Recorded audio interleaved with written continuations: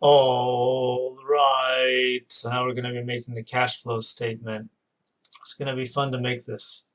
It's a little bit more involved than the income statement because it's not just copying numbers from one place to another. Well, in a way that it is, but getting the numbers is a little bit more fun. So let's go ahead and do it. We're going to use this as a guide. Cash flow statement, of course, is the description of how cash actually moved over a period of time. So the first thing that we're going to do is the inflow of net income. So let's go ahead and get this set up here.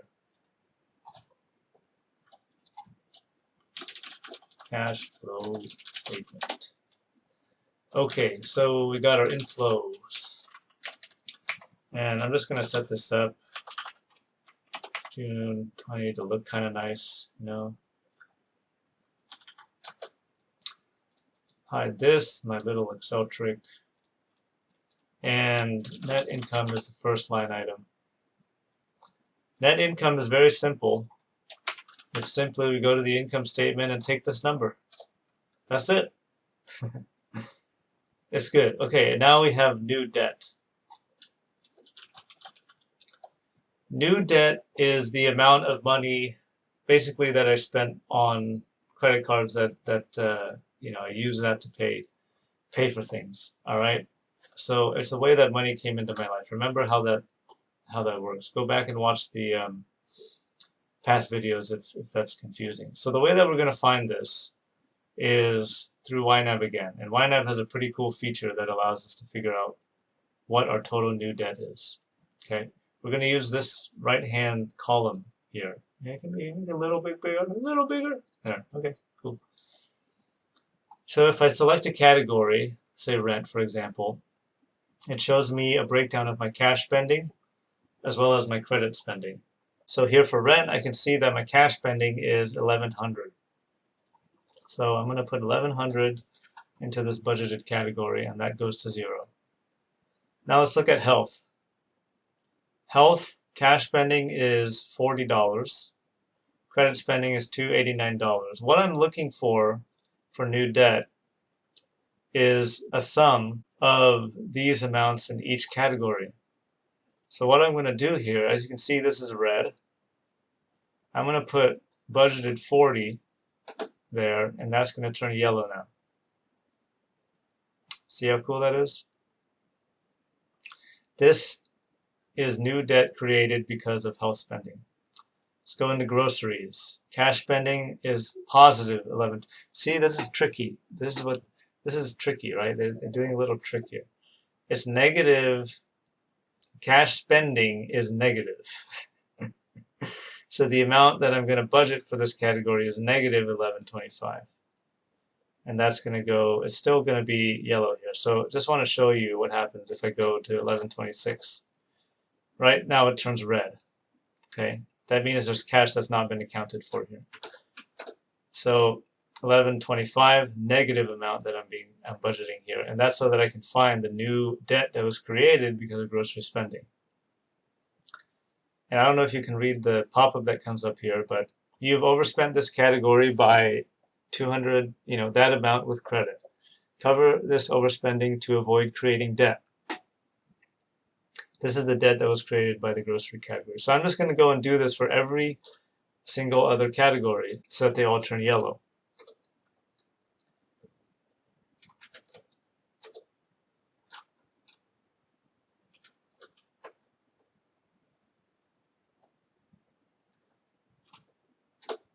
Great. So now if I take the sum of these two yellow amounts in the available category, I am left with a total available of negative 1282 and 65. That's my new debt. That's my new debt. Pretty cool, huh? Okay, so now I'm going to just do the total of inflows. It is very simply the sum of the above very particular numbers. I think that's it for inflows. Oh, no, it's not it. There's one more thing for inflows, okay? And if we have to scroll all the way down to the bottom here, we'll find it. It's cash flow tracking. we have this thing known as cashback. And for this month, we got 42 cents worth of cash back. Okay, all right. There we go. So now let's do the outflows. And for outflows, what do we have? We have debt payments. All right. So for debt payments, this is going to be pretty simple. It's a lot more simple than what we just did for calculating new debt. Debt payments is this number, 2308.47. Okay, and the reason that it's this number is because let's look at a detail here and see what this means.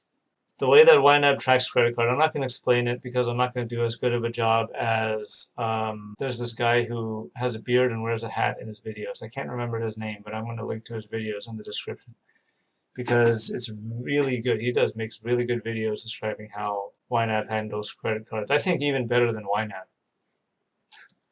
And I'm surprised YNAB hasn't like hired him or something to make their instructional videos. But anyway, let's look at this Amex Surpass activity here. Okay, it says that we have negative 89.55 worth of activity on this card. All right, so the spending is 386.90. That's the total amount of spending that we have. We see a breakdown of that here. So, you know, work lunch, nutrients, work lunch, tape, all the stuff that I bought. Returns, I don't know what that is exactly, but budgeted spending. Okay, so if we have budgeted the money up here, then that would show up as budgeted spending. But because we've only budgeted the cash spending, we have $0 worth of budgeted spending here, and the payments and returns is the amount that we've actually paid towards the card. And we can see that in the example here, at the very, very beginning of the month, a transfer from staging occurred in $39. And then later on, at the end of the month, on the 29th, we made a minimum payment of $50.55. That adds up to $89.55. That is the amount that I paid down this card. Okay? So debt payments for this card is $89.55. But if we sum it all up on all the cards that I paid, then that's the amount that we get. Like, let's say, for example, this Chase Freedom card, right? Let's look at this one. The spending that I did, well, I didn't do any spending except got charged purchase interest, $15.83. There's the minimum payment that I made at the beginning of the month, and there's what happened when we impulsively paid this card off. So I made this amount of payment into the card. Does that make sense? Okay, now what I'm supposed to do if I'm budgeting properly is to actually put the amount that I plan to spend on this card. So I would put, you know, this amount there so that that goes to 0. But right now, what I want to get is my debt payments because I'm using this to track it, right? This is just a tool, right? I want to track it in my own way. So these are the debt payments that I made. All right. Okay, now what's next? So I have some of this now because I just forgot to turn it off. And maybe a good thing that I forget to turn it off. It's like once you set up the system, you don't really have to worry about things happening or not happening, rather. So investments. Scroll all the way down to the bottom here, and we can see that I made $100 worth of investments. And the money went into the Vanguard account, right? As we saw before. This is something that we discovered by accident, kind of, but the money went there. And who knows what that is? I don't know. I don't know. You don't know. And that's it for outflows. That's it for outflows. So we're going to do the total. Total is very simply a sum. And that's it. You can calculate our net cash flow, which is the inflow minus the outflows. Okay? That's it. So I want to point something out here. My net cash flow is negative, but my net income was positive.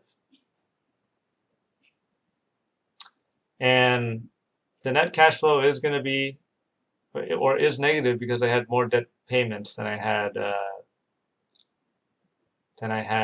blah, blah, total income, total inflows, right? So that means like we're gonna do the balance sheet. We're gonna update the balance sheet next for whatever date it is right now. I guess it's gonna be July 2nd.